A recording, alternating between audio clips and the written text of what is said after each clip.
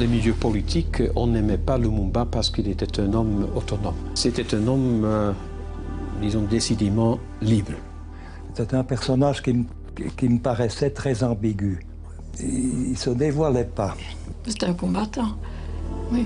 Sa personnalité était telle que tout le monde en avait peur. L'homme a éliminé, c'est Patrice Lumumba. La chaîne de commandement remonte très haut. Elle remonte aux autorités de Bruxelles, elle remonte à l'entourage du roi Baudouin. Toute cette opération a abouti dans la prise du pouvoir de Mobutu. Donc c'est une dictature féroce. Ce n'est pas tellement la personne de Lumumba qu'il faut pleurer, c'est le Congo.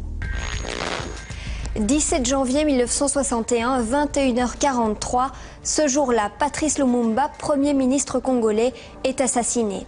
C'était il y a 50 ans. Pendant toutes ces années, des livres ont été écrits, des films ont été réalisés et il y a 10 ans, une commission d'enquête parlementaire établissait la responsabilité morale de la Belgique. Mais de larges zones d'ombre et de malaise persistent dans cette histoire, une histoire fort peu glorieuse pour la Belgique et les États-Unis, mais aussi pour les Nations Unies et le Congo. Car ce jour-là, en tuant Patrice Lumumba, c'est aussi une démocratie naissante que l'on a assassinée. Un dossier de Bernard Balto et Michel Metz.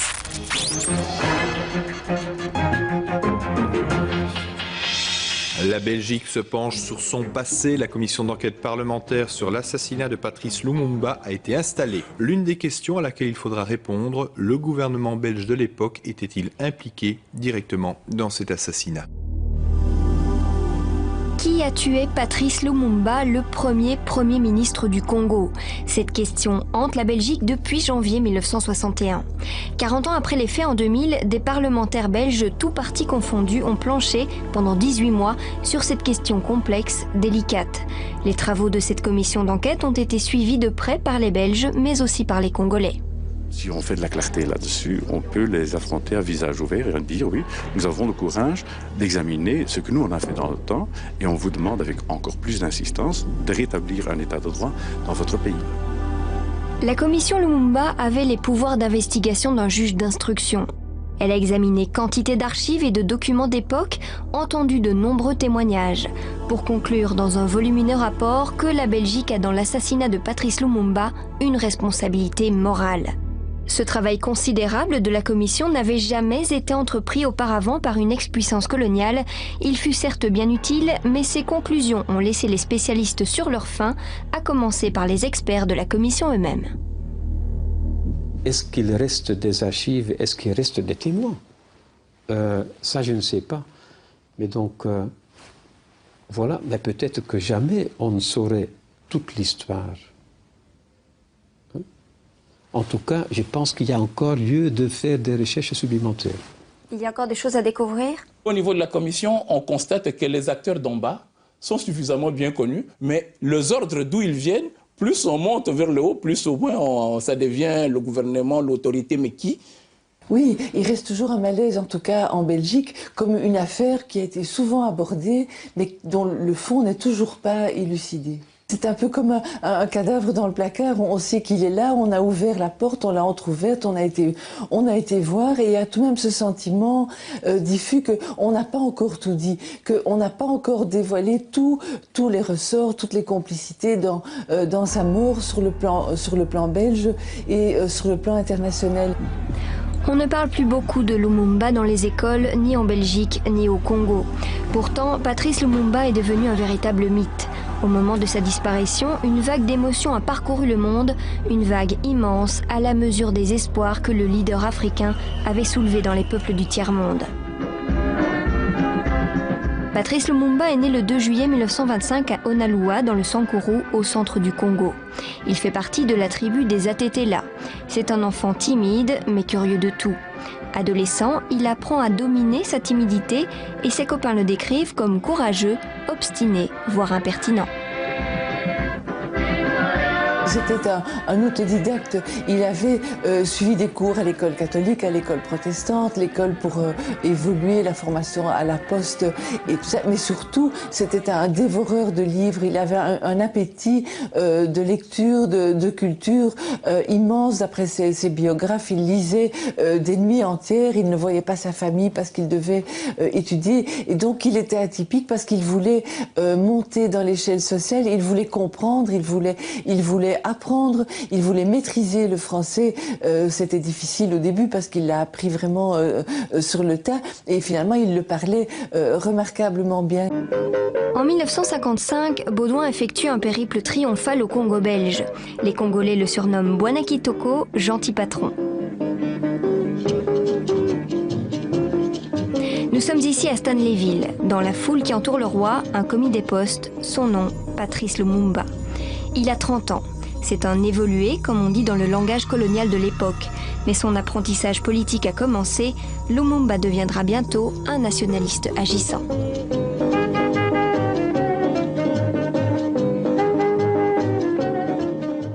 Qui est Patrice Lumumba?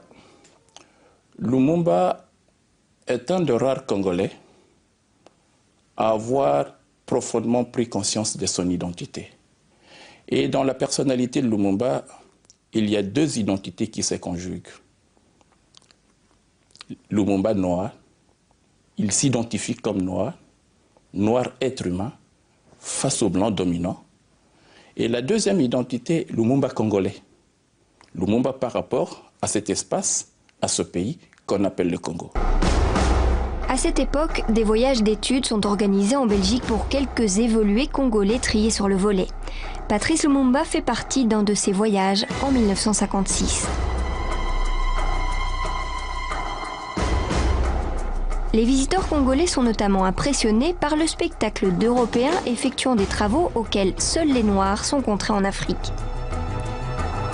Les séjours de ce type vont bien sûr contribuer à la fermentation des idées chez les Africains. Peu après, Lumumba séjourne 18 mois en prison. La poste de Stanleyville l'a accusé d'avoir détourné des fonds.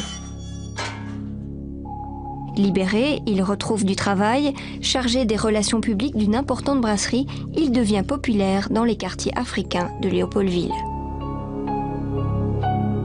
Il avait du charisme et c'est cela d'ailleurs qui peut-être le mènera encore plus vite à la mort, c'est qu'on avait toujours peur qu'il retourne les foules. Il avait cette capacité de parler à la population et de dire les choses qui émouvaient les gens. Par ses discours, par plus que ça aussi, par sa capacité de mobilisation, par le fait qu'il transcendait les ethnies, qu'il transcendait les critères régionaux, qu'il était un peu le symbole de la nation congolaise. Quels sont ses défauts? Le défaut de Lumumba, c'est qu'une fois qu'il se décide... Il est têtu. Il est têtu. À partir d'avril 1959, Lumumba dira à plusieurs reprises dans ses notes, ni brutalité, ni menace, rien ne m'arrêtera. La pensée politique de Lumumba, ce n'est pas le discours du 30 juin. La pensée politique de Lumumba, c'est ses poèmes. Pleure, ô noir frère bien-aimé. Cela, on sent toute la douleur que ressent Lumumba, le vécu du noir. Ô noir, bétail humain depuis des millénaires, tes cendres s'éparpillent à tous les vents du ciel, condamné au travail forcé, telle une bête de somme, de l'aube au crépuscule, sous un soleil de feu, pour te faire oublier que tu étais un homme. En forçant le respect de l'homme blanc, en lui disant tout haut que dorénavant, ce pays n'est plus le sien, comme au vieux temps. Tu as permis ainsi à tes frères de race de relever la tête et de regarder en face l'avenir heureux que promet la délivrance. Mais Lumumba, c'est un homme profondément déçu. Non seulement il est profondément déçu, mais Lumumba découvre finalement aussi que le maître n'est pas aussi brillant, n'est pas aussi digne, n'est pas aussi compétent à diriger ce vaste pays qu'est le Congo.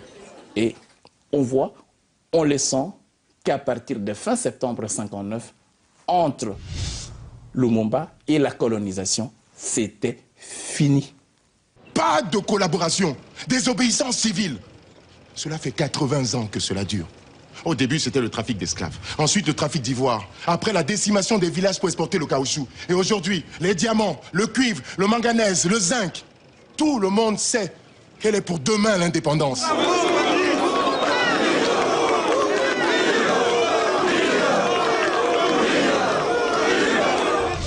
Dimanche 4 janvier 1959, émeute à Léopoldville.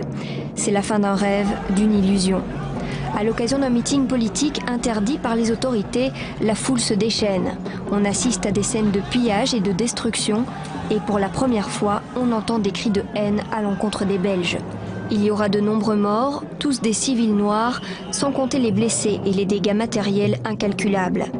Nationalisme grandissant chez les Africains, immobilisme des responsables belges, ajouté à la misère des bidonvilles, tout cela crée un mélange détonnant. En Belgique, on commence à se rendre à l'évidence. Il est temps d'ouvrir les yeux sur la situation réelle de la colonie et d'y apporter une réponse lucide et courageuse. Notre ferme résolution est aujourd'hui de conduire sans atermoiement funeste, mais sans précipitation inconsidérée, les populations congolaises à l'indépendance, dans la prospérité et la paix. Et le message royal a été accepté, accueilli avec enthousiasme au Congo. Si Léopold II est considéré comme le roi bâtisseur qui a permis à la Belgique d'avoir une colonie au Congo, Sa Majesté le roi Baudouin doit être considéré comme le roi libérateur qui aura permis au Congo d'obtenir son indépendance. En prononçant le mot indépendance, Baudouin ne se doute pas qu'il deviendra réalité aussi vite. En effet, 18 mois plus tard, la République du Congo allait naître, dans la fête d'abord, et puis rapidement dans le sang et les larmes. 18 mois, c'est court, beaucoup trop court pour créer une nouvelle démocratie de toutes pièces. Le délai est intenable et le pari inconscient. Mais en ce début d'année 1959, la machine est lancée. Et cette indépendance, Dipenda, comme disent les Congolais, ils la veulent totalement et tout de suite.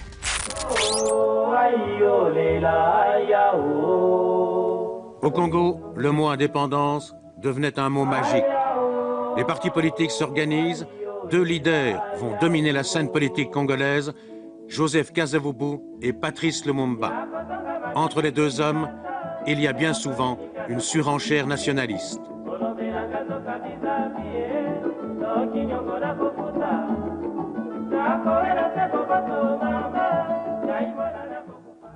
Patrice Lumumba a 34 ans. Avec son mouvement national congolais, il est déjà candidat au pouvoir. Nous l'avions rencontré pour la première fois en mai 59. La Belgique a reconnu les droits du Congo à l'indépendance.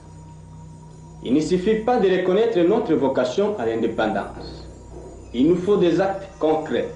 Le peuple congolais désire une date précise pour l'indépendance du Congo. Partout au Congo, les partis politiques se multiplient et tiennent meeting sur meeting. Parfois, les esprits s'échauffent.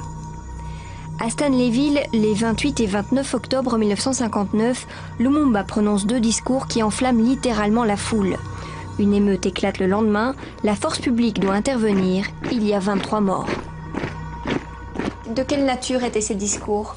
Incendiaire. Il appelait au combat.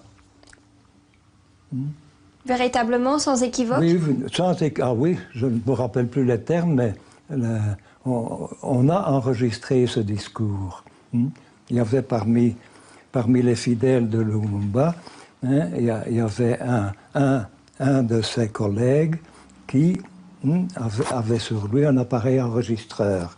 Ce qui fait qu'on possédait la totalité de ces 2 discours. Il y a eu 23 morts durant les émeutes de Stanleyville. Oui, j'ai été chargé de l'instruction, mais je n'ai jamais pu établir un lien direct au point de vue pénal. Il faut bien distinguer le lien moral, le lien psychologique, le lien politique et le lien pénal.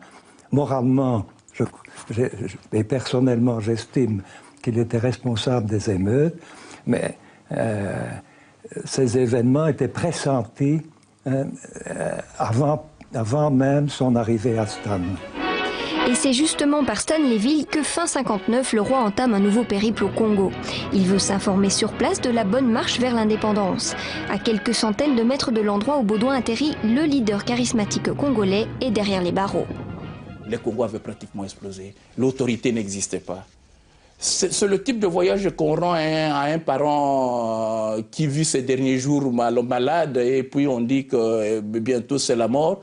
Ça, c'est le type de voyage que le roi fait en 59.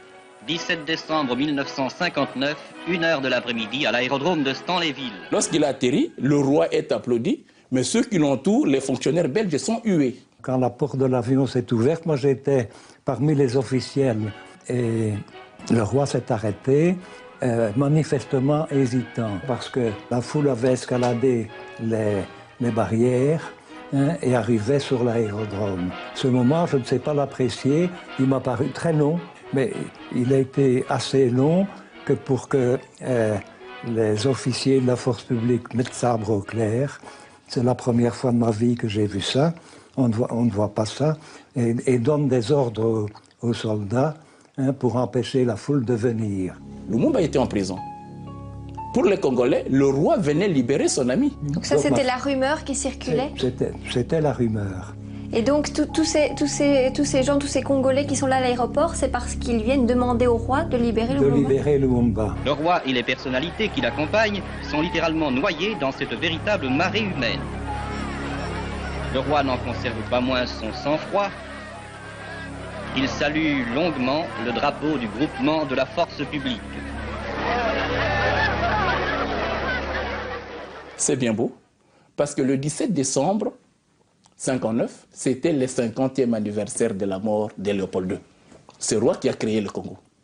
Alors, il était question que le roi ait déposé gerbe de fleurs, mais pour que le roi aille, la foule attendait le roi pour que le roi aille libérer son ami Lumumba. La prison où Lumumba était incarcéré se trouvait à quelques 400-500 mètres de l'endroit où était le monument où de Léopold II. Le roi a dû retarder cela jusqu'à vers 18h, 19h, que la foule se disperse. Le roi n'a pas voulu rencontrer la foule. Baudouin ne rencontrera pas Lumumba non plus. Celui-ci attend son procès en prison. Le juge Delvaux est chargé de l'instruction. Quelle est la première impression que vous fait Patrice Lumumba quand vous le rencontrez? Vous êtes en tête-à-tête? Ah oui, ah oui. Qu'est-ce qu'il vous fait comme impression, de prime abord? De prime abord, il était terriblement taiseux. Autant ses paroles s'envolaient quand il était en face de la foule, autant il était prudent. Moi, pour le mettre à l'aise, je lui avais dit d'emblée, parce qu'il niait tout d'abord. Il niait tout. Je lui avais dit, écoutez, comme homme politique, vous avez le droit de parler de l'indépendance, c'est votre droit le plus strict, mais appelez au sang et au combat, alors que Bruxelles vous accorde tout ce que vous demandez, non seulement c'est inutile, mais c'est provocateur et c'est dangereux. Et je dis, vous voyez le résultat, il y a 23 morts ici à Stanleyville. Début 60, le procès de Lumumba s'ouvre à Stanleyville. Dans son réquisitoire, le ministère public réclame contre lui 4 ans de prison sans qu'aucun lien pénal ait pu être établi entre les deux discours d'octobre 59 et les émeutes qui ont suivi. Moi, je suis sur la photo ici. Je regarde mes notes. Je suis jeune, là. J'avais 36 ans. Lumumba devait avoir mon âge à peu près. Le procès a eu lieu un peu au-delà de la mi-janvier. Si mes souvenirs sont bons, il a dû se terminer le 20 ou le 21 janvier. Je sais qu'il a été condamné à 6 mois. Pour vous, c'était une peine qui n'était pas suffisante? C'était un point de vue, c'était le point de vue du président du tribunal. Moi j'étais officier du ministère public. J'avais un autre point de vue. Quel souvenir est-ce que vous gardez de ce moment-là? De ce moment-là? Eh bien, écoutez, on ne se rendait pas compte qu'on faisait l'histoire. Lumumba sera pourtant libéré quelques jours plus tard. Et pour cause, au même moment débute à Bruxelles la fameuse table ronde. Lumumba débarque en Belgique tout auréolé de son bref séjour dans les prisons coloniales. Malgré les profondes divisions et inimitiés qui les séparent, les délégués congolais se sont unis pour réclamer la libération de Lumumba et sa présence à la table des négociations. Ils savent qu'ils ne peuvent se passer de l'immense popularité de leur rival. Cette table ronde est en réalité carrée. Belges et Congolais vont y débattre pour s'accorder sur les modalités de l'indépendance. Les modalités et surtout la date à laquelle elle sera octroyée. Les délégués africains sont décidés à arracher l'indépendance dans les plus brefs délais et pour être brefs, ils seront brefs, l'indépendance est fixée 6 mois plus tard, le 30 juin. Cette décision a été prise avant que Lumumba n'arrive à la table ronde politique. La date de l'indépendance n'a pas été fixée par Lumumba. Lumumba a trouvé cette date fixée.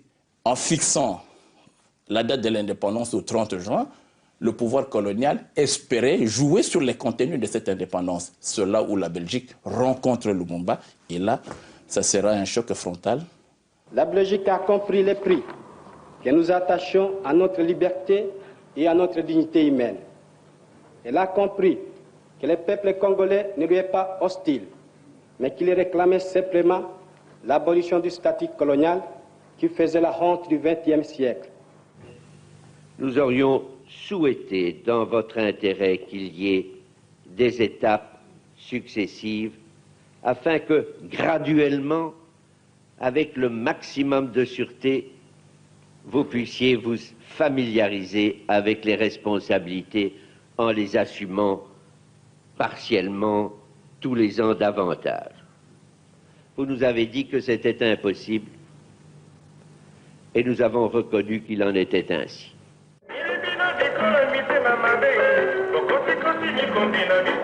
Les Congolais ne cachaient pas leur joie.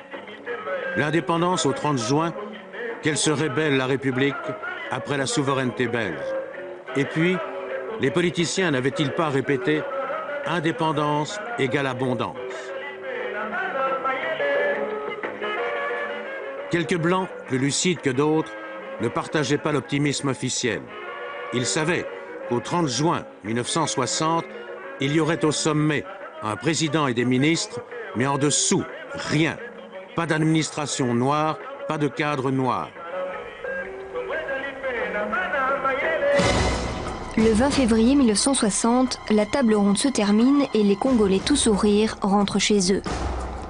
Le roi Baudouin, lui, réunit ses ministres d'État en Conseil de la Couronne. Le moment est historique, la tension maximale. Ils se sont fait, je dirais, engueuler.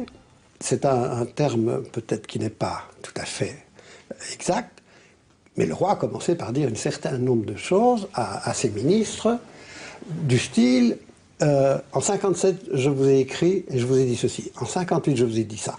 En 59, j'ai écrit encore au Premier ministre, dit il faut faire quelque chose, il faut faire quelque chose. Et maintenant, on en est à avoir donné l'indépendance du Congo dans des circonstances que je réprouve, mais ça c'est moi qui le dis, et vous me dites, voilà, c'est ce qu'il fallait faire.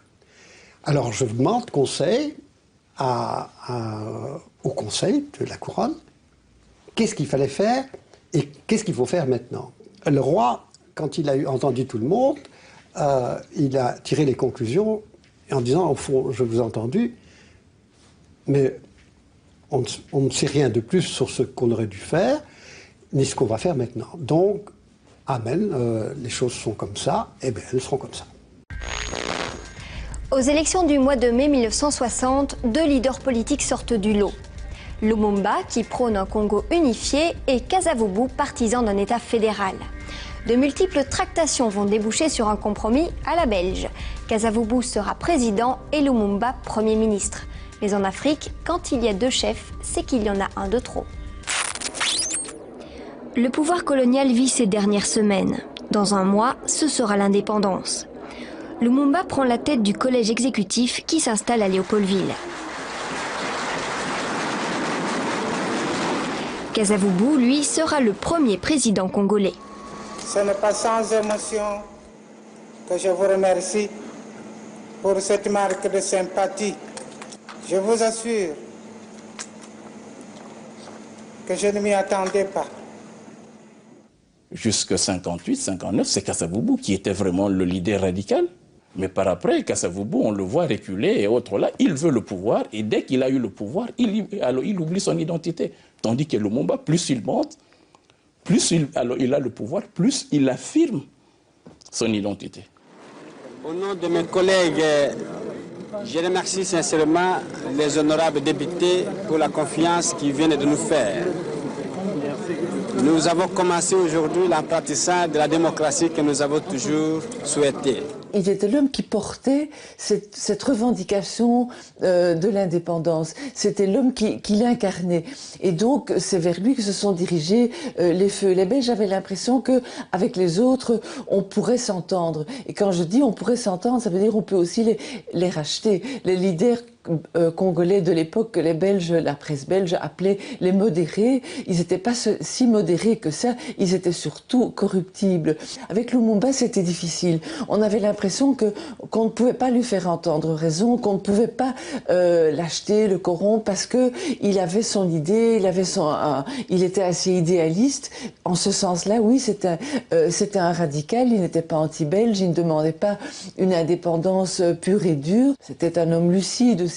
Et il connaissait bien l'état d'impréparation des Congolais. Il savait que si l'indépendance leur était balancée comme ça le 30 juin, il serait peut-être incapable de la gérer. Il la voulait, il en avait peur, il demandait l'aide des Belges, mais il n'était pas vraiment corruptible ni malléable.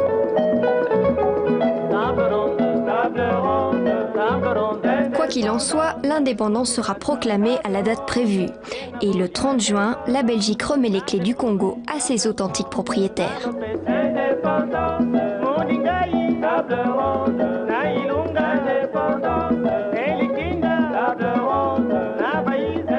L'indépendance du Congo constitue l'aboutissement de l'œuvre conçue par le génie du roi Léopold II, entreprise par lui avec un courage tenace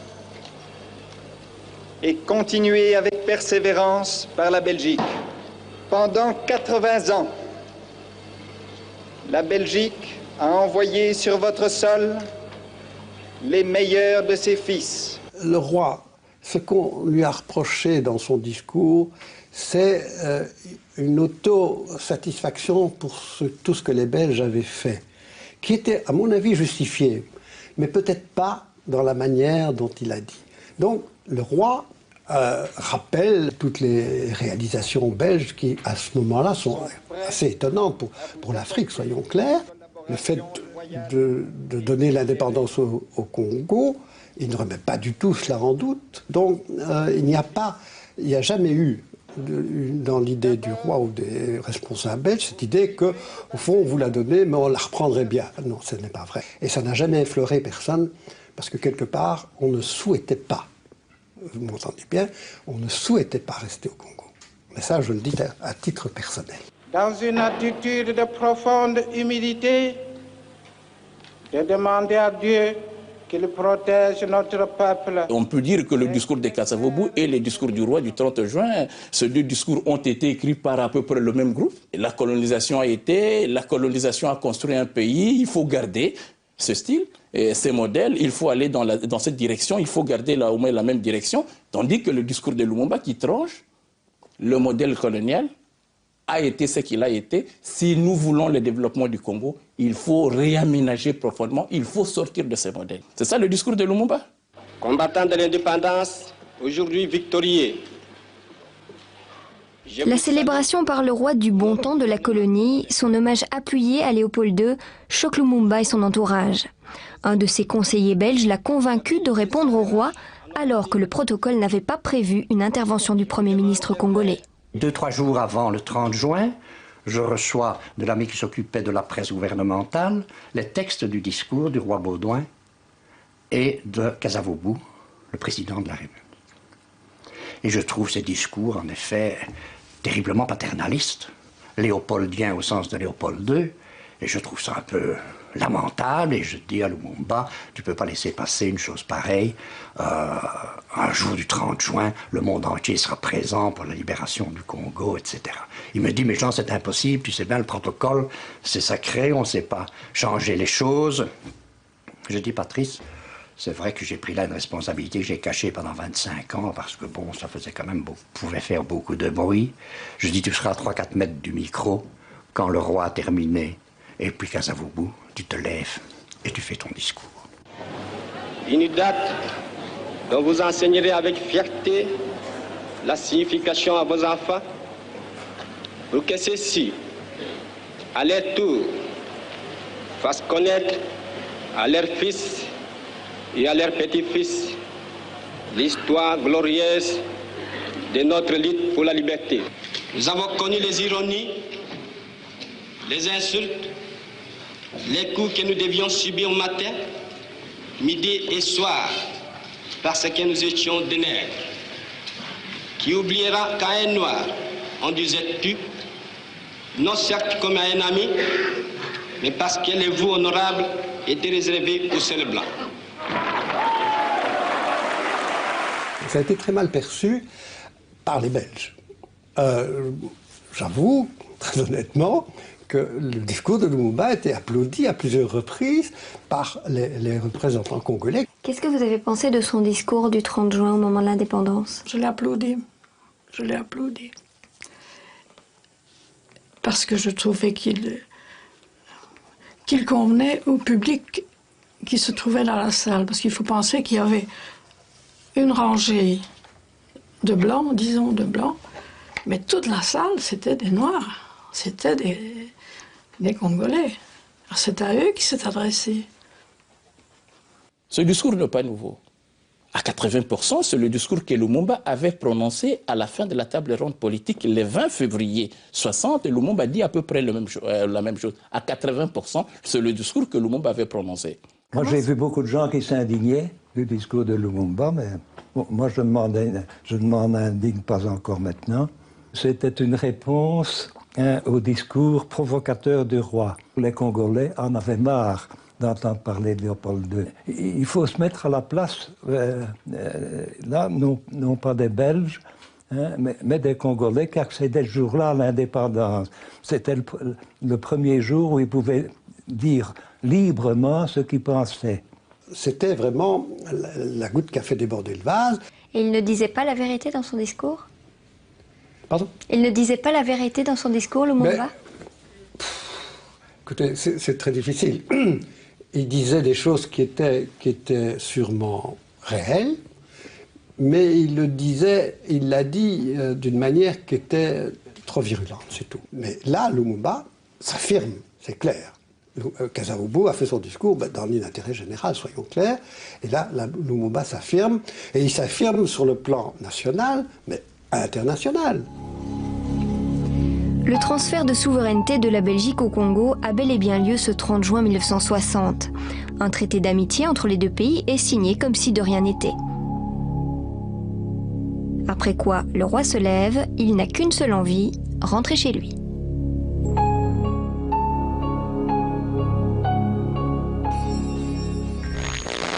La délégation belge venue pour les festivités de l'indépendance quittera sa désormais ancienne colonie avec rancœur. Restés sur place, les Belges du Congo vont eux connaître des jours bien difficiles. À peine les lampions éteints, les soldats congolais de la force publique, toujours dirigés par des officiers blancs, se mutinent. Tout le monde va être rapidement dépassé par les événements, à commencer par les nouveaux dirigeants du pays.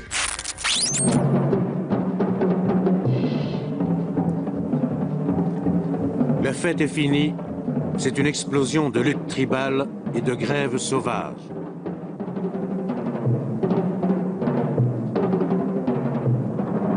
La force publique, qui obéissait encore aux ordres, fait son métier de répression, non sans quelque brutalité. Les politiciens, écartés du pouvoir, n'étaient pas étrangers à toute cette agitation, mais il y avait aussi autre chose. L'indépendance n'était pas la même pour tous. Il y avait les ministres et leurs belles voitures héritées des Blancs, et il y avait le petit peuple qui ne gagnait pas plus qu'avant l'indépendance. Pour l'instant, les soldats de la force publique font leur métier, mais eux aussi seront bientôt déçus. Pas d'augmentation de soldes et des officiers blancs qui continuent à les commander. La mutinerie éclate le 5 juillet au camp Hardy à Taizville. Les officiers blancs seront emprisonnés, frappés, battus. Des dizaines de femmes européennes seront violées. Pour la première fois, les soldats vont s'en prendre aux blancs.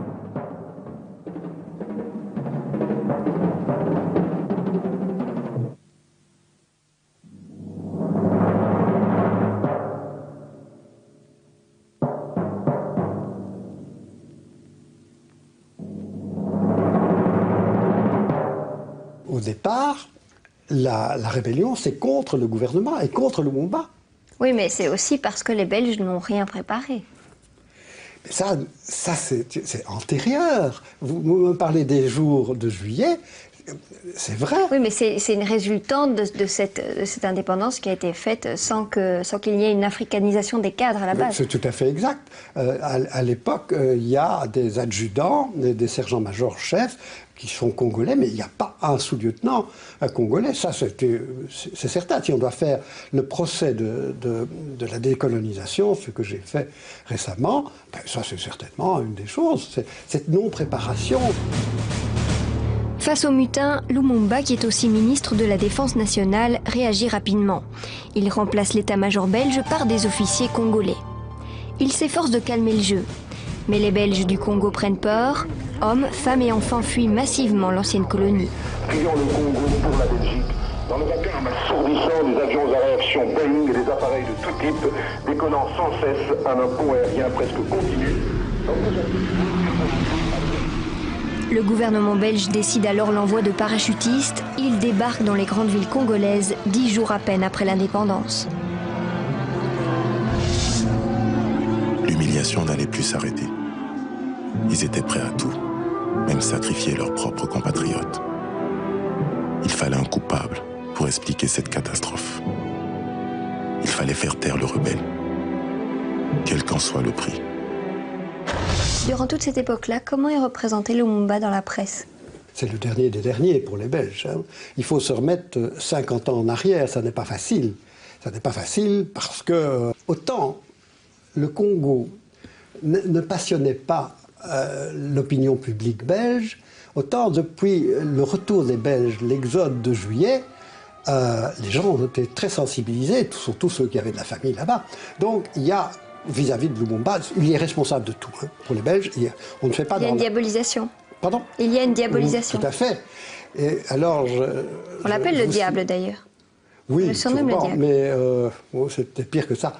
Il y a dans un article de tête de la Libre Belgique, signé Marcel de Korte, qui est professeur à l'Université de Liège, tout simplement, qui dit dans le corps de son article qu'un geste viril, c'est ce terme, hein, un geste viril nous aurait débarrassé de cet histrion sanglant. C'est pour vous dire que ça allait quand même très loin. Moi, j'étais encore très jeune et j'avais mon attention attirée par cette espèce de déferlement de haine, de détestation que soulevait ce monsieur que moi je ne connaissais pas du tout. Et alors j'ai commencé très tôt, à lire les journaux. À l'époque, on disait un peu la Libre Belgique et le soir chez moi, et j'étais frappée de cette rancœur à son égard, et ça m'intriguait parce que c'était pas très fréquent quand même dans la presse de l'époque d'avoir quelqu'un à ce point diabolisé. En Belgique, on va dire de lui qu'il est communiste, ce qui à l'époque a évidemment une signification toute particulière. Est-ce qu'il était communiste? Absolument pas. Non, c'est les communistes qui couraient après lui. Et lui, il donnait le change. Oui, lui, avec le sens de l'amitié qu'il avait, il avait des amis communistes, comme Jules Raskin, c'était vraiment un copain, et il y en avait d'autres. Mais en même temps, je suis témoin, il faisait son siège. Hein. Et vous pensiez vraiment que Lumumba pouvait être communiste? Avoir des accointances? Écoutez, des accointances, oui. Communiste, je n'en sais rien. Et comment ont évolué ces relations? Bien, à partir du moment où il a compris le danger que ça représentait, il a réuni tout son cabinet en demandant qu'on ne prenne plus aucun coup de fil venant de communistes, amis ou pas. Ce qui était plus gênant, c'est quand les ambassades de l'Union soviétique et des pays du bloc soviétique commencent à prendre part à la vie à Léopoldville, à avoir des positions, à donner une aide qui devenait de plus en plus claire, que tout le monde a commencé à se poser des questions, surtout les Américains à ce moment-là. Vous savez comment souvent présenté comme communiste, anti-blanc, anti-belge, l'homme qui veut détruire? Absolument pas. Je suis simplement un nationaliste, un leader nationaliste qui lutte pour un idéal.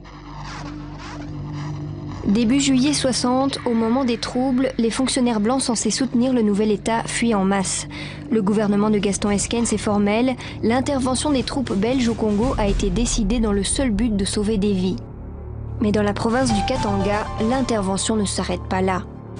Les para-belges désarment les troupes congolaises. Ils rendent ainsi possible la sécession de cette riche province minière et neutralisent les partisans de Lumumba.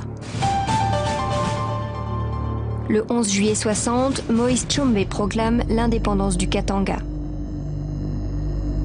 Sur ordre de Bruxelles, les fonctionnaires belges sont tenus de rester en poste. La Belgique soutient donc la sécession.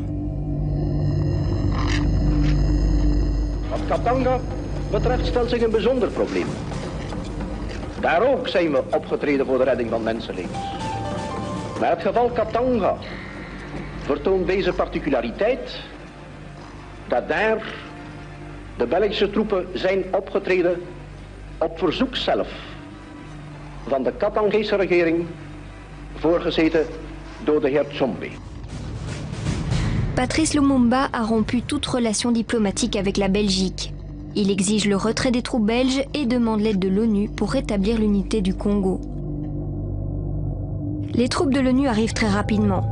Officiellement, les casques bleus doivent protéger les institutions congolaises et contrer les sécessions. Mais en réalité, l'ONU prend le contrôle de l'État congolais ou de ce qu'il en reste, tout en retirant son soutien à Lumumba. Le 8 août 60, Albert Kalonji proclame à son tour l'indépendance d'une autre province, celle du Kasaï. Le Congo explose. Est-ce que Lumumba commet beaucoup d'erreurs à ce moment-là? Outre le fait qu'il n'arrive pas à contenir les choses. Non, il ne commet pas une erreur, Lumumba, vis-à-vis de la sécession. Il dit ce que nous, Belges, lui avons toujours dit, et de manière invraisemblable, Lumumba était le plus proche de notre thèse, c'est-à-dire que les Belges voulaient un Congo unitaire. Kasavubu, Tshombe, Kalonji, tout ça, ils voulaient un Congo fédéral, avec des tas de provinces dans lesquelles ils seraient évidemment les chefs. Et lui, si il prend des tas d'initiatives, c'est justement pour qu'on évite que le Katanga ne devienne un pays indépendant. Il met tout en branle pour empêcher que les sécessions dans tout le pays ne surviennent. Il en a déjà deux sur le dos, celle du Katanga, et alors celle beaucoup plus sanglante, celle du Sud Kasaï, où il enverra des troupes au mois d'août qui vont carrément faire un génocide, hein, soyons clairs. Alors pourquoi est-ce que les Belges détestent à ce point Lumumba alors qu'ils partagent finalement les mêmes idées? C'est ça que vous me dites. Oui, mais entre dire que Lumumba était unitariste, ce qui est vrai, et qu'on partageait ses idées, il y a une marge dans sa manière d'être aussi. Hein, c'est l'homme en fait qui n'était pas précis. Bien sûr que c'est l'homme, bien sûr que ce n'est pas les idées. On ne s'est pas battu pour des idées. Mais contre un homme, est-ce que c'est vraiment un combat qui a raison d'être? Vous avez tout à fait raison. Et ce combat ne se terminera que le 17 janvier, quand Lumumba sera exécuté, soyons objectifs. Pourquoi sa personnalité, c'est très subjectif finalement alors? Sa personnalité était telle que tout le monde en avait peur. Dag Hammarskjöld, le secrétaire général de l'ONU, refuse d'entreprendre une action militaire contre la sécession katangaise. Il passe même un accord avec Tshombe, à qui il va personnellement rendre visite à Elisabethville. Des casques bleus suédois sont envoyés dans la capitale katangaise, mais la sécession en elle-même n'est pas remise en cause. Lumumba voyage un peu partout. Il se démène pour trouver les appuis internationaux que l'ONU lui refuse. Poussé par les circonstances, il s'adresse à l'Union soviétique. Les Russes lui fourniront des avions de transport et des techniciens. L'Ouest se dit choqué par l'aide soviétique. Les États-Unis déplorent l'action unilatérale de l'Union soviétique qui a envoyé des avions et du matériel militaire au Congo, aggravant une situation sérieuse dans laquelle des Africains tuent d'autres Africains. Oui, moi aussi j'ai fait des erreurs. Et l'histoire allait mal finir. On se croyait maître de notre destin, alors que derrière nous, des ennemis autrement puissants menaient le jeu. En 1960, la guerre froide est loin d'être terminée. Ce contexte est déterminant dans l'histoire qui nous occupe. Les richesses minières du Congo sont un enjeu crucial et la crainte des Belges, mais surtout des Américains, est que l'instabilité du pays profite au camp soviétique. Un sociologue a longuement enquêté en Belgique, mais aussi dans les archives américaines et celles des Nations Unies. En 2000, il sort un livre-choc. Le choc sera tel qu'il entraînera la création de la commission d'enquête parlementaire sur l'assassinat de Lumumba. Ludo de Witt, quel a été le déclic, le point de départ de vos recherches? J'ai commencé à m'intéresser pour la crise congolaise et pour le cas Lumumba il y a une quinzaine d'années. Et c'était un intérêt d'abord tout à fait intellectuel. C'était en lisant un livre de Jules Chaumet, qui est un avocat belge et qui, à l'époque, en 60, était un ami et un défenseur de Lumumba. En lisant ce livre, dans lequel il essaye de reconstituer le processus qui a amené à l'assassinat de Lumumba, j'ai dû constater qu'il y avait des trous énormes dans son récit. Et c'est à partir de ça que j'ai commencé à faire des recherches qui m'ont amené à New York, aux archives des Nations Unies, en Belgique, États-Unis. Et ce qui a finalement abouti à la production de 2 livres, un en néerlandais, Crisis in Congo, et ensuite celui sur la mort de Lumumba. Jusque-là, quelle était votre opinion sur cette affaire? Vous avez l'impression qu'à cette époque, on avait un petit peu oublié, en tout cas essayé de ne plus penser à cette affaire d'assassinat de Lumumba?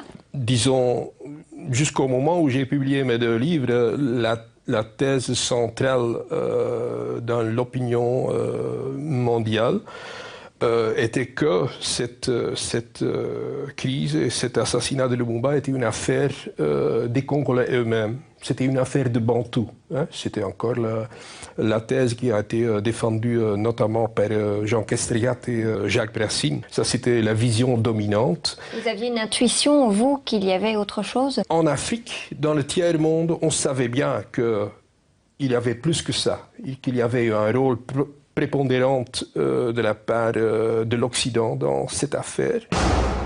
Sur le terrain, l'offensive de l'armée congolaise contre le Katanga sécessionniste échoue. Le transport des troupes à bord des avions soviétiques vire au fiasco. L'ONU refuse d'approvisionner les appareils en carburant. Les troupes de Lumumba ne dépassent pas le nord du Katanga. La crise congolaise atteint son paroxysme. À Léopoldville, la tension monte. Dans les cités, on distribue des tracts sur lesquels on peut lire « Congolais, Lumumba vendra vos femmes aux Russes ». Mais le Premier ministre a aussi des partisans qui manifestent dans les rues. Même en Belgique, les adversaires de Lumumba ne restent pas inactifs. Comme la commission d'enquête a pu l'établir, des fonds secrets sont envoyés au Congo dès juillet 60 pour déstabiliser le gouvernement Lumumba. Ce qui m'a frappé, c'est la piste de l'argent. C'est de découvrir qu'en 60, la Belgique avait voté un budget spécial qui était tout de même de 7 millions d'euros, ce qui n'était pas rien pour l'époque, qui était un budget spécial pour se concilier les faveurs des leaders congolais de l'époque. Aujourd'hui, je me dis, mais au fond, c'est une leçon qui leur a été enseignée en 60, et bien ils l'ont bien apprise, mais il faut retourner aux sources. Donc cet aspect de fonds secret qui échappait au contrôle parlementaire, qui était destiné à soudoyer les dirigeants congolais de l'époque, c'est quelque chose qu'on ne savait pas, en tout cas moi je ne le savais pas, et qui m'a vraiment fait réfléchir. Dans cette fragilisation de Lumumba, quel rôle ont joué les États-Unis? Les États-Unis, ils ont compris très rapidement que Lumumba ne serait jamais un allié sur qui on peut compter. Il faut se mettre aussi à l'époque, on est en pleine guerre froide. Bon, les États-Unis ont des visées sur le Congo, soyons clairs. Les Américains se disent, oui, mais attention, si le Congo bascule, notre accès aux richesses, aux matières premières, va être bousculé. Et c'est en cela qu'ils se sont intéressés. Ils sont intéressés tellement bien qu'ils ont été jusqu'à programmer l'assassinat de Lumumba avec un peu de légèreté, c'est le moins qu'on puisse dire. Quand on dit les Américains, c'est la CIA qui a programmé, et Devlin le reconnaît dans ses mémoires. Dans les Congo Papers, on trouve les traces, tout ça est du domaine public. Oui, j'ai reçu un câble me disant qu'un officier supérieur, que je reconnaîtrais, allait arriver pour me donner des instructions particulières. Je me souviens avoir été complètement surpris lorsqu'il m'a informé qu'il voulait se débarrasser de Lumumba. Je n'avais jamais entendu dire que l'agence ait été impliquée dans une telle affaire auparavant. La substance pour éliminer Lumumba était de la pâte dentifrice empoisonnée qui provoquerait une maladie, une sorte de polio ou quelque chose comme ça.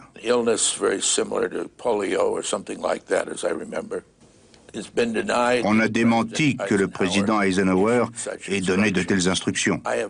Je ne sais pas s'il les a données ou non. En tout état de cause, il a bien fallu que quelque chose soit dit. Soit le président l'a dit, soit il a été mal compris, mais sans aucun doute, j'ai pensé à l'époque que c'est le président qui avait donné l'ordre.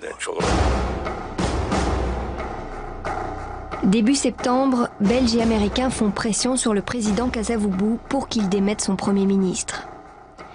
Dans la résidence présidentielle sur la rive du fleuve Congo, on assiste à un va-et-vient continuel de visiteurs étrangers.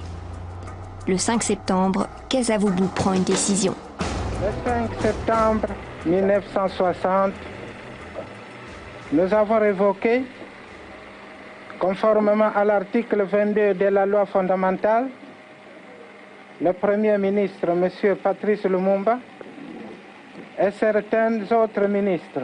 Il y a des documents qui démontrent que chez le premier coup d'État par lequel le gouvernement Lumumba a été renversé, que les Nations Unies ont joué un rôle décisif.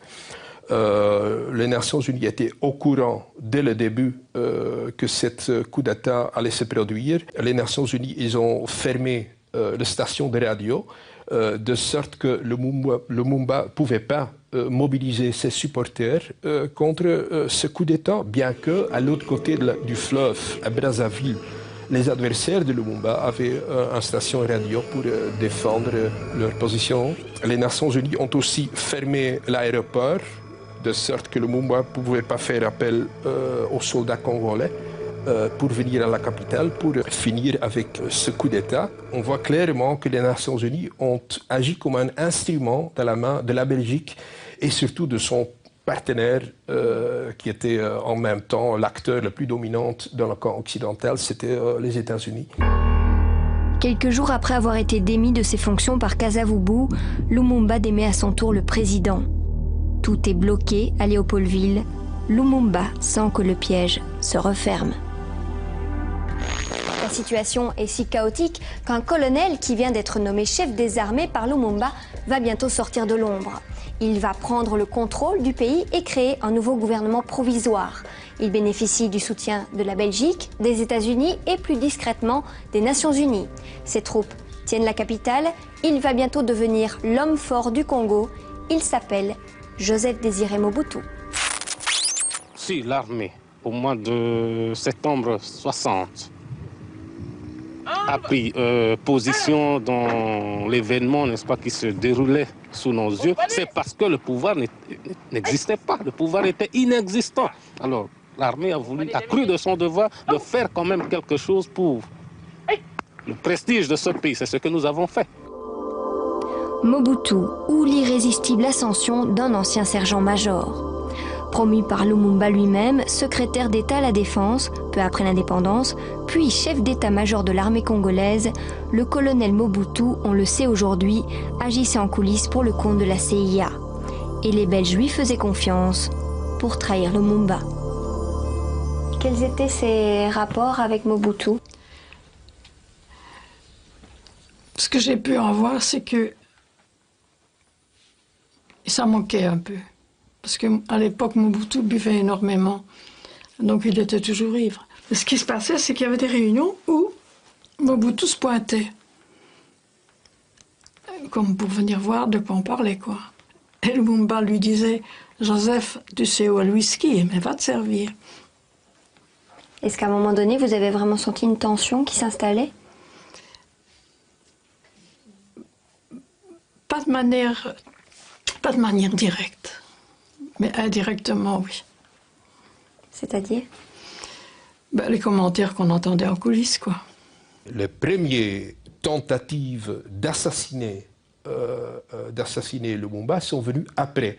Au moment où, une fois qu'on avait déposé Lumumba, donc il était éliminé politiquement, qu'il restait très populaire et qu'il risquait de revenir sur la scène politique et de reprendre le pouvoir. C'est sa popularité qui faisait peur? Je crois que ça c'est très important de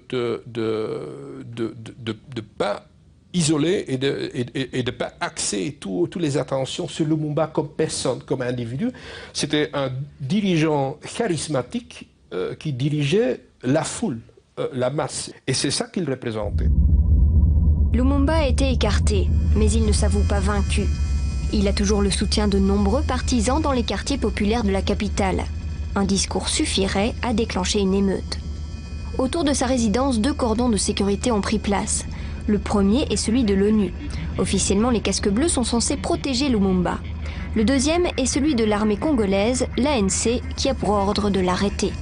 Même isolé dans sa résidence, il représente un danger pour quiconque voudrait reconstruire le Congo sans lui.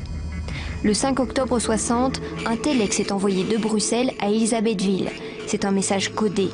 Bien des années plus tard, il retiendra l'attention des experts de la commission d'enquête Lumumba. L'objectif principal à poursuivre dans l'intérêt du Congo, du Katanga et de la Belgique est évidemment l'élimination définitive de Lumumba, signé Apremont Linden.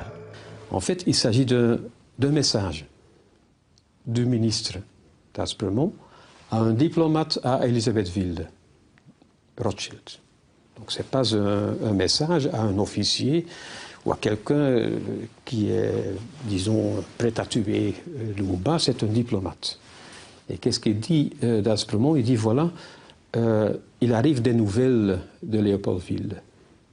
On est en train d'y installer un nouveau gouvernement avec des éléments lumumbistes.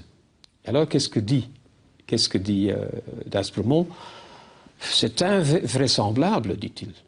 Mais en tout cas dangereux, parce que ça serait la restauration de Lumumba par la bande, d'une façon indirecte. Il dit, c'est évident que l'élimination définitive de Lumumba est dans notre intérêt.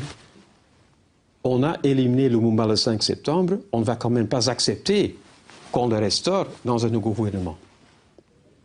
Voilà, c'est mon interprétation, après avoir lu la totalité du téléx dans la version française. Donc vous ne croyez pas, vous, qu'il s'agit là de la preuve irréfutable de l'implication belge dans l'assassinat? Ce n'est pas un ordre d'assassiner Lumumba. Mais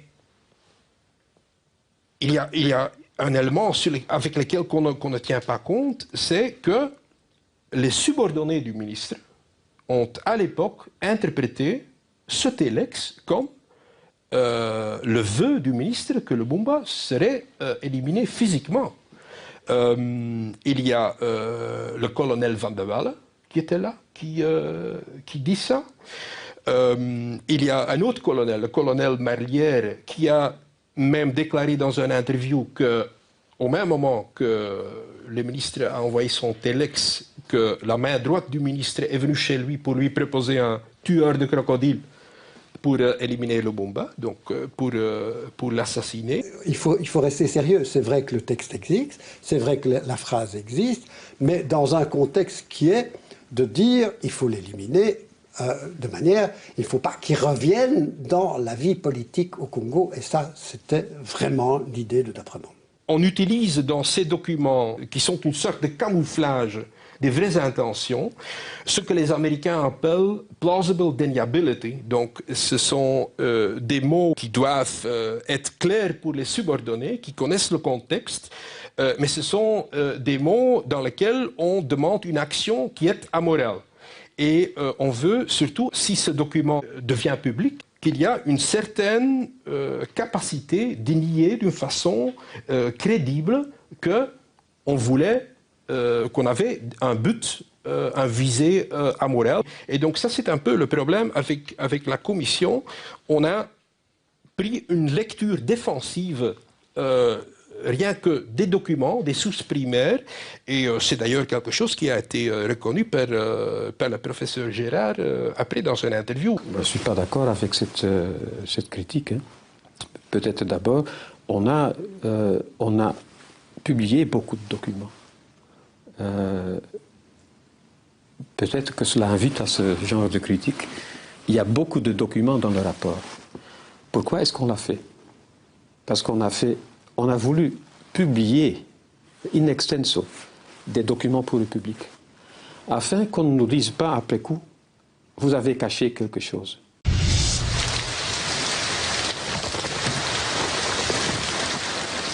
Et puis, les choses vont évoluer. Lumumba va fausser compagnie à la garde de l'ANC qui est autour de sa maison et à la garde aussi de l'ONU. À un moment donné, il dit maintenant, la plaisanterie a assez duré. Moi, je vais aller du côté de Stanleyville, faire mon petit État à moi, et comme les autres, quoi. Et puis après, on envisagera de reconquérir le Congo, ça c'est clair.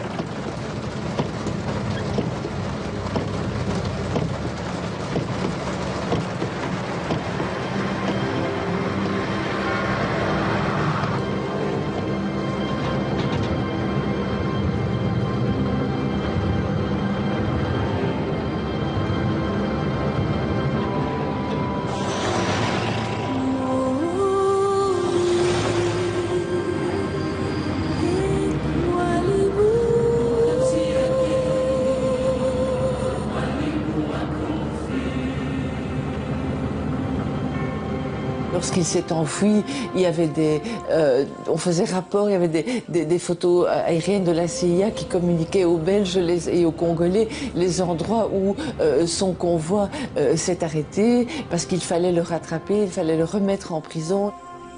On peut dire qu'il y a eu un enchaînement fatal de circonstances, mais enfin, il n'y a pas de hasard. Quand on voit la manière dont il fallait que Lumumba soit arrêté, emprisonné, tout ça n'est pas le fruit du hasard. Lumumba est arrêté par les soldats de Mobutu. Avec ses deux compagnons d'échappée, Okito et Mpolo, il est ramené par avion à Léopoldville. Nous sommes le 2 décembre 1960. Ces images, qui feront le tour du monde, sont les dernières connues de Lumumba vivant. Parmi les images, est-ce qu'il y en a une qui vous revient à l'esprit, qui vous marque en particulier? Oui, cette image comme tout le monde, cette image de Lumumba sur le camion quand il sort de l'avion où il a été battu, maltraité. Il saigne, il est blessé et il a gardé ce regard, le regard d'un homme libre, le regard d'un homme fier qui regarde la foule et qui regarde le photographe dans les yeux. À l'époque, c'est une image qui avait vraiment frappé et qui, je pense, aujourd'hui a gardé toute sa force. Patrice Lumumba vient d'avoir 35 ans. Il aura été Premier ministre pendant 5 mois. Lâché par les puissances occidentales et trahi par les siens, il reste pourtant dangereux. Prisonnier, il est aussi encombrant que s'il était libre. Il n'a plus que quelques semaines à vivre, malheureux vaincu. Patrice Lumumba est conduit sans ménagement au camp de Taysville. Le voici de nouveau en prison. Mais ses adversaires en ont toujours peur. Beaucoup de soldats à Taysville sont pro-Lumumba et seraient donc facilement tentés de lui rendre sa liberté. Alors, à Léopoldville, à Bruxelles, à Washington, les stratèges de la lutte anti-lumumbiste passent à la vitesse supérieure. La commission d'enquête Lumumba établira plus tard que la chaîne de commandement remonte très haut dans les appareils d'État.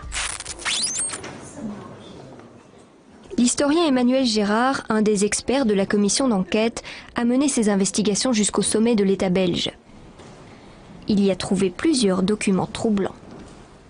Est-ce qu'il y a un document qui vous a marqué en particulier? Oui, un document dans les archives du Palais Royal. Et je me rappelle que j'ai eu la chair de poule.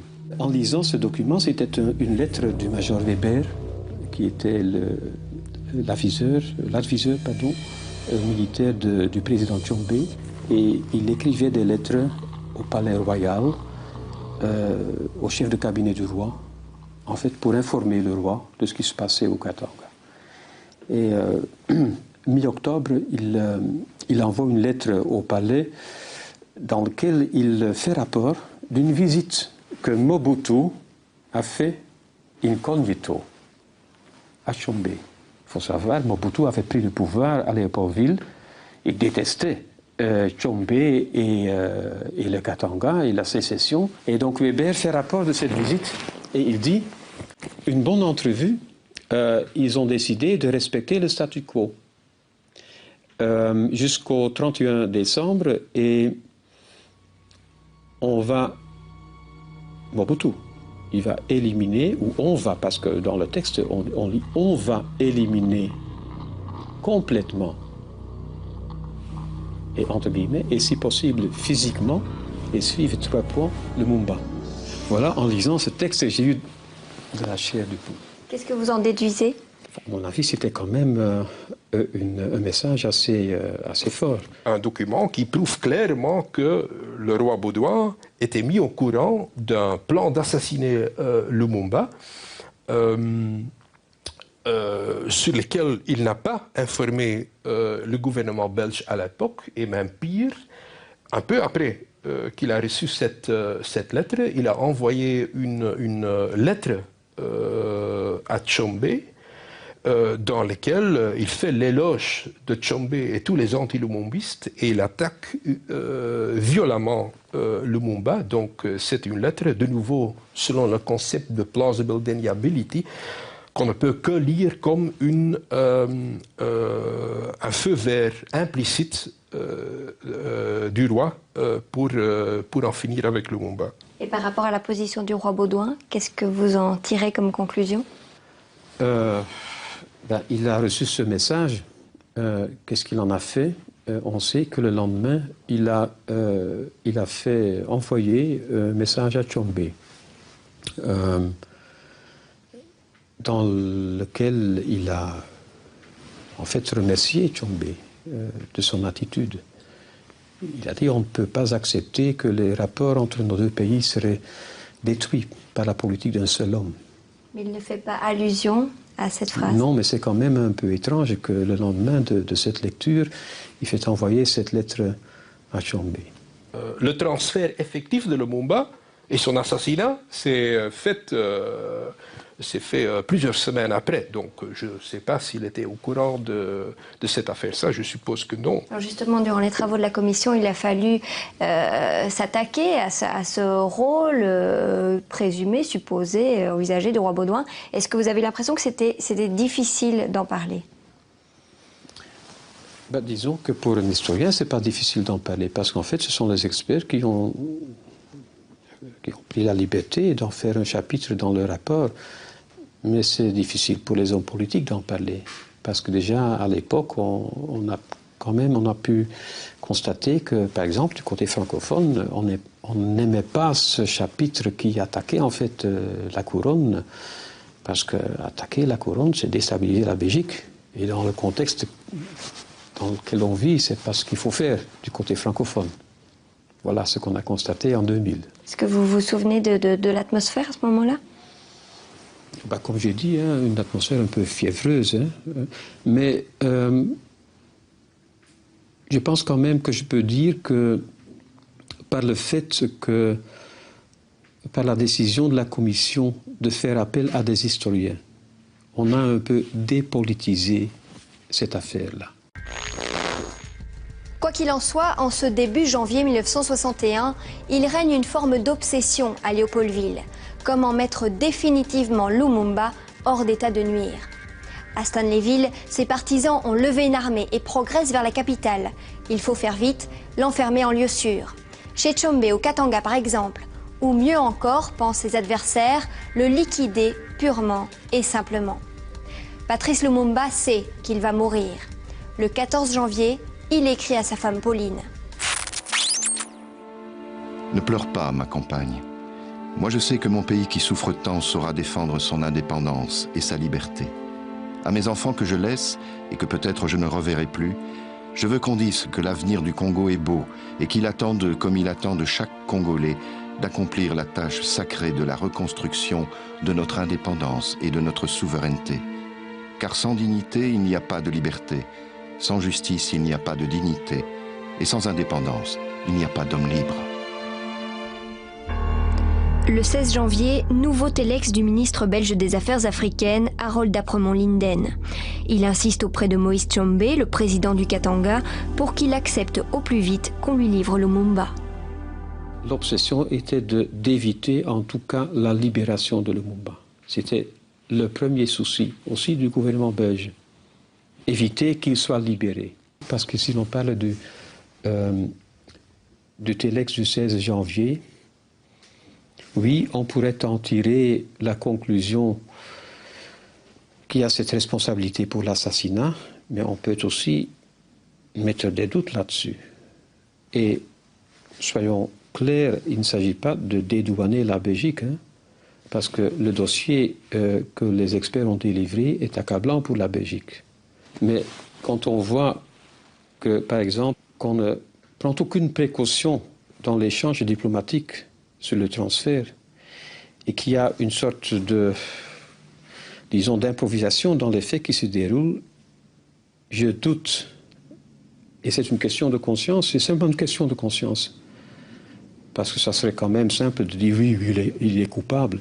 Mais je me demande si, avec le téléx du 16 janvier, dans lequel D'Aspremont demande Tshombe de soutenir le transfert, il sait et il veut que ça soit une partie d'un assassinat. D'abord, pour D'Aspremont, c'est une façon d'éviter la libération de Lumumba. Et le reste, ça n'intéresse pas. C'est votre sentiment personnel? Oui. Il n'y a pas autre chose? Il n'y a pas autre chose. Je dis, j'en doute. Il y a des doutes. Et s'il s'agit d'accuser quelqu'un d'un assassinat, je me dis, tiens, il faut quand même, après 40 ans, avec des gens qui ne sont pas là pour donner leur version de l'histoire, il faut être un peu modeste. Est-ce que vous, à cette époque-là, il y a un moment où vous vous dites qu'il va se faire assassiner, que c'est inévitable? Non. Non, écoutez, pour être tout à fait honnête, la préoccupation des Belges qui travaillent dans l'administration ou dans l'armée au Katanga n'est pas de ce style-là, parce que ce sont les autres, ce sont les gens de Léopoldville. Ce sont les gens de Léopoldville qui, à un moment donné, vont se débarrasser de Lumumba. Et eux portent une très grande responsabilité, qu'ils ont toujours nié. Nous, on n'a rien fait, pas vu, pas pris. Mais c'est eux qui portent la responsabilité de l'envoi, et les Katangais, de l'exécution. Mais Mobutu en parle à Kasavubu, qui dit que, pas de trace écrite, évidemment, mais on est certain, qu'il a dit, bon, mais il faut s'en débarrasser. Vous êtes conseiller de Tshombe à ce moment-là? Oui, et nous c'est très clair. Donc vous êtes aux premières loges pour assister à tout ça? Oui, je suis conseiller de Tshombe, mais au même titre que d'autres. C'est vrai que je m'occupe des affaires diplomatiques, mais ce n'est pas moi qui suis l'homme de la situation, soyons clairs. Et on est tous bien d'accord, ça c'est le leitmotiv, surtout à Lumumba, au Katanga. Sous la pression de Bruxelles et de Léopoldville, Tshombe finira pourtant par donner son feu vert au transfert de Lumumba dans la capitale katangaise. Dans la journée du 16 janvier, la décision est prise. Lumumba, Mpolo et Okito sont embarqués manu militari dans un avion à destination d'Elisabethville. Leur gardien Balouba se déchaîne contre eux tout au long du trajet. Ils seront dans un très mauvais état quand ils arriveront. Enfin, ça a été lamentable à tout point de vue, au point que le commandant de l'avion est entré, je crois, à un moment donné dans la carlingue et a dit, écoutez, il faut arrêter de maltraiter les prisonniers parce que les coups que vous donnez déstabilisent mon avion. Donc ils sont pris en charge à l'aérodrome. Ils sont conduits à la maison Brouwer, qui se trouve à quelques kilomètres de l'aérodrome. Les prisonniers sont attachés là au radiateur et placés sous la surveillance du capitaine Gatt. Ils auront la paix jusqu'au moment où les ministres katangais vont venir les voir. Et les ministres katangais, c'est Tshombe, c'est Mulongo, c'est probablement Kibwe, et peut-être Kimba aussi. Bon. Et vous êtes au courant à ce moment-là de ce qui se passe? Absolument pas. Personne n'est au courant de rien. Personne n'est au courant de rien. On ne sait même pas que les ministres viennent. On sait à ce moment-là qu'ils sont à la maison Brouwer. Oui, c'est clair. Hein, le colonel Van der Waal, le major Weber étaient à l'aéroport. Ils ont vu les prisonniers descendre. Ils m'ont dit ils sont en mauvais état. Mais enfin, il n'y a pas de jambes cassées, pas de bras cassés. Ils descendent et ils sont mis. Quand je dis ils sont mis dans une. Mais ça, vous le savez, ça? Pardon? Ça, vous le savez? Ah ben oui, on sait. On sait. Mais donc, vous savez après que Tshombe va se rendre dans la villa? Non, ça on ne sait pas. Les gens sur place, au Katanga, qui avaient le pouvoir pour prendre en protection le Lumumba et qui étaient les supérieurs des militaires et des policiers qui ont finalement, pendant les 5 heures que le Lumumba a encore vécu sur le sol katangais, été responsables pour lui pendant qu'il était torturé et finalement assassiné, ces gens-là pouvaient arrêter le déroulement des événements, mais ils ne l'ont pas fait. Ils ne l'ont pas fait et Ils avaient les moyens de le faire? Ils le disent lui-même. Le major Weber le dit lui-même. Il dit les officiers belges, officiers d'armée et officiers de police sur place, ils pouvaient l'arrêter, cet assassinat, s'ils le voulaient. Alors il ajoute, mais moi je n'ai pas à me remettre à la place de leur conscience. Mais le fait est là que le major Weber et les autres officiers supérieurs ne sont pas intervenus, bien qu'ils savaient bien qu'il allait mourir. Jacques Brassine le dit aussi. Hein. Il était aussi aux réunions des dirigeants belges au Katanga et il dit à certains moments, on est tout à fait sûr qu'il va mourir, mais on est resté muet comme des carpes. Bon. Qu'est-ce que vous déduisez de la responsabilité belge par rapport à la présence qu'il y avait sur place? Mais il n'y a pas de responsabilité. Il n'y en a aucune. Il n'y a aucune responsabilité belge. Tous les Belges qui sont là ne dépendent plus de Bruxelles, ils dépendent des autorités katangaises. Hiérarchiquement, ils dépendent des autorités katangaises qui leur donnent des instructions et qu'ils exécutent en toute bonne foi. En début de soirée, Moïse Tshombe réunit ses ministres pour décider du sort des prisonniers. On sait qu'ils boivent beaucoup. Les avis sont partagés. Finalement, Tshombe est mis en minorité. Ceux qui préconisent l'exécution immédiate ont gain de cause.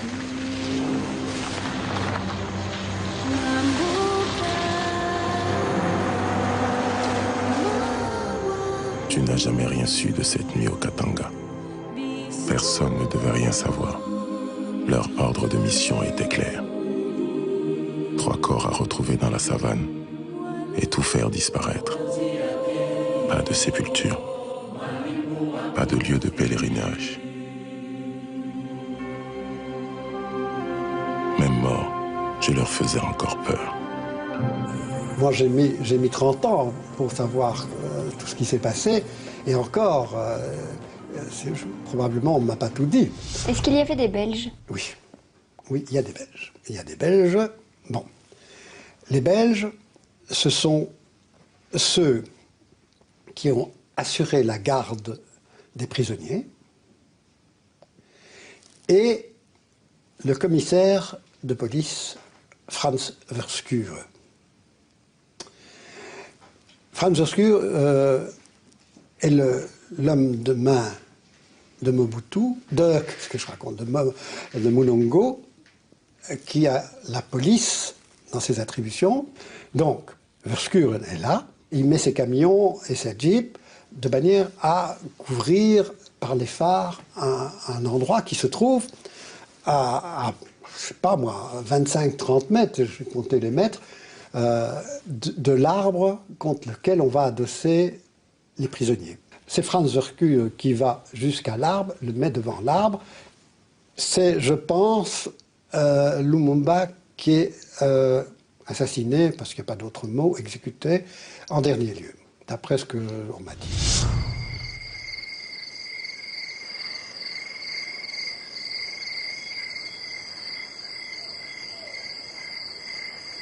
Bonjour. Feu. Et puis après ça, il est 9h du soir, il est 9h43, comme dit le carnet de Werkür, qui a pris... Et la seule chose qu'il a notée, c'est l'heure de l'exécution. Quelque chose d'autre vous a intrigué durant ces travaux, c'est l'agenda d'un commissaire de police, Werkür. Que disait cet agenda? Il n'avait gardé qu'un agenda de toute sa vie, l'agenda de 61. Et dans cet agenda, c'était seul le mois de janvier qui était rempli. Et quand on a vu donc cet agenda, on a évidemment le 17 janvier.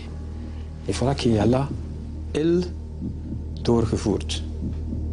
On pouvait immédiatement voir que on avait changé les mots. C'était elle, Lumumba, d'autres. C'est quand même, c'est une phrase, pas peut-être. On sait que Lumumba est mort, mais c'est la seule phrase qui nous dit que cette journée-là, à 9h43, il a été exécuté. Parce qu'il y a beaucoup de témoignages oraux sur l'affaire, mais il n'y a pas de document écrit. Ceci est assez précis. Et donc c'est le seul document écrit qui nous dit que Lumumba est mort ce soir à une heure très précise. Vous l'apprenez le lendemain. Est-ce que vous êtes étonné? L'apprend le lendemain. Le soir même, on s'est vu au bureau conseil avec le colonel Van der Waal. Et comme l'a dit très bien résumé le major Weber, on le voulait, on l'a, et on est bien emmerdé. C'était exactement notre sentiment. Je ne suis pas sûr que sur le « on le voulait », c'est pas vrai. Nous, on ne le voulait pas. Mais enfin, je ne transige pas sur les paroles de Guy Weber, c'est ce qu'il a dit. Et c'était le sentiment de tout le monde. Je me souviens, j'étais me promener avec le colonel Van der Waal, je dis maintenant, il va falloir faire très attention parce que tout va bientôt basculer. Et en fait, au moment où je dis ça, ça avait déjà basculé. Les autorités katangaises cachent la mort de Lumumba pendant plusieurs semaines. Elles mentent effrontément à la presse internationale, affirmant que Lumumba s'est enfui, puis qu'il a été massacré par des villageois. Son exécution ne sera officialisée que le 21 février 1961. La nouvelle provoque des manifestations d'indignation dans le monde entier. Patrice Lumumba est mort. S'il est la victime d'un assassinat politique, nous condamnons énergiquement un pareil attentat. Le gouvernement l'a dit hier à la Chambre, et je le répète aujourd'hui. Tout prisonnier doit être traité humainement et jugé par des tribunaux réguliers. Mais, parce que Patrice Lumumba est mort, victime des déchirements du Congo, le gouvernement et l'opinion belge voient leurs drapeaux et leurs ambassadeurs insultés et menacés. Lumumba deviendra rapidement un mythe. Pendant des années, on prétendra que les responsables de sa mort étaient exclusivement congolais, sans convaincre. Puis des livres, des films vont progressivement lever les mystères qui planaient sur cet assassinat politique. En 2000, 40 ans après les faits, la commission d'enquête parlementaire belge a revisité en profondeur pendant 18 mois toute cette affaire. Rappel de sa conclusion, la Belgique porte une responsabilité morale dans cet assassinat. Qu'est-ce que ça veut dire, responsabilité morale? Voilà, la Belgique a déstabilisé le gouvernement Lumumba. Il a empêché la réconciliation de Lumumba avec les autres hommes politiques congolais après le 5 septembre. Ils ont insisté pour qu'il soit arrêté. Ils n'ont jamais insisté pour qu'il soit un procès. Et ils ont soutenu le transfert. Voilà, ils ont créé la condition ou les conditions dans lesquelles il pouvait être assassiné. Je pense que cette notion de responsabilité morale est assez lourde. c'est vraiment une expression qui est stupéfiante. Hein. On suggère qu'en quelque sorte, on a à voir avec un crime qui serait moins un crime en 60 qu'en 2010. Prenons les conclusions. Et bon, finalement, on dit que dans la conclusion qu'il y a une responsabilité morale de la Belgique dans l'assassinat de Lumumba. Bon, j'étais à la conférence de presse où le président de la commission a présenté les conclusions. Il y avait 3 ou 4 journalistes qui lui ont demandé qu'est-ce que ça veut dire une responsabilité morale. C'est quoi morale?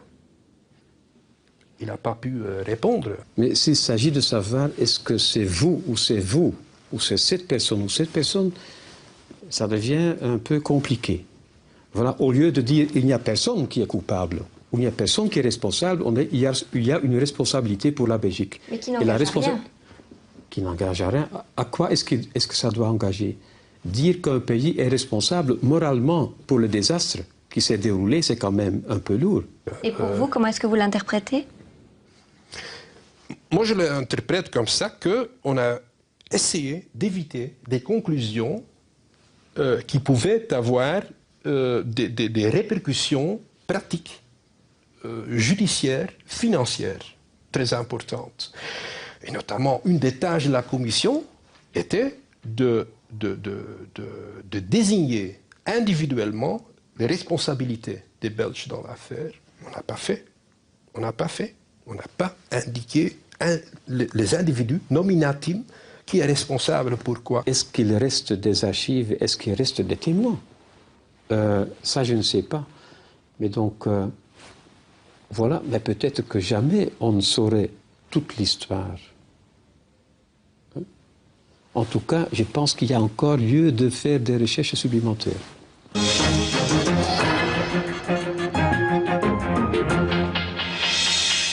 La Belgique présente ses excuses pour son rôle joué en 61 lorsque Patrice Lumumba, le Premier ministre congolais, a été assassiné.